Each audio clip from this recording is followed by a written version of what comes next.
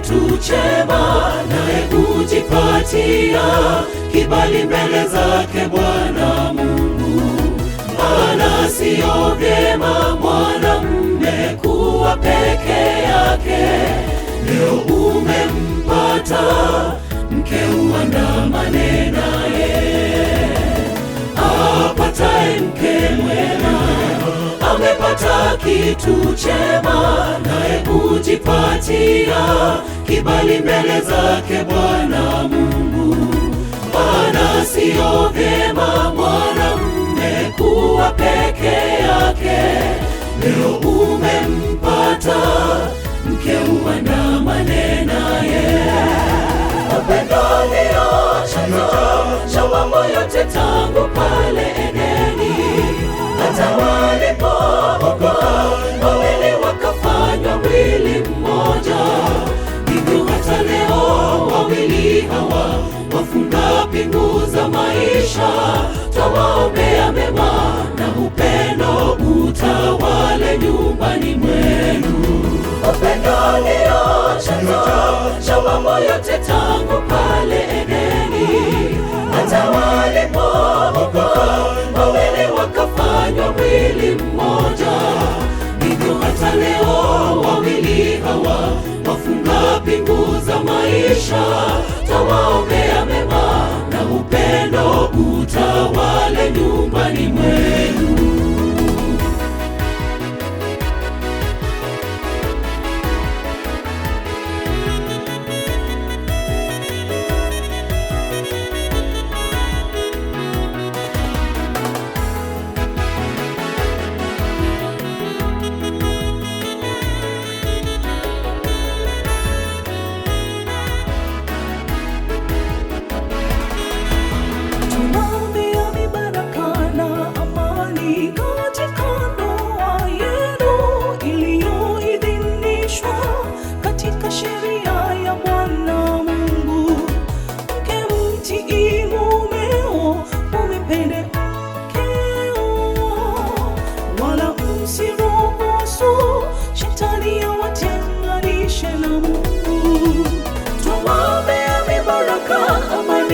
Mungu katika ndoa yenu iliyoidhinishwa katika sheria ya Bwana Mungu.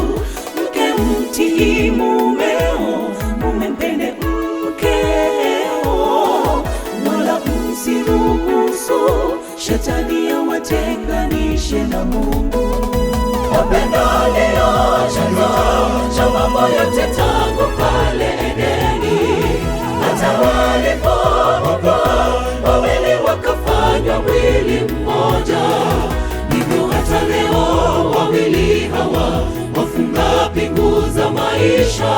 Twawaombea mema na upendo utawale nyumbani mwenu.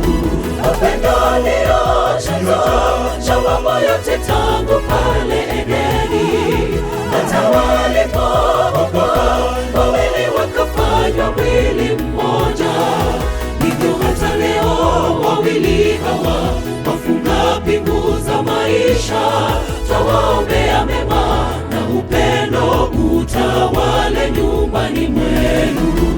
Upendo ndio chanzo cha mambo yote tangu pale Edeni, hata walipookoka wawili wakafanywa mwili mmoja. Hivyo hata leo wawili hawa wafunga pingu za maisha. Twawaombea mema na upendo utawale nyumbani mwenu. Upendo ndio chanzo cha mambo yote tangu pale Edeni, hata walipookoka wawili wakafanywa mwili mmoja. Hivyo hata leo wawili hawa wafunga pingu za maisha. Twawaombea mema na upendo utawale nyumbani mwenu. Upendo ndio chanzo cha mambo yote tangu pale Edeni, hata walipookoka wawili wakafanywa mwili mmoja.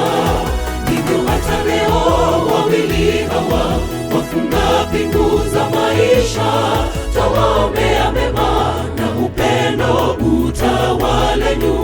mwema.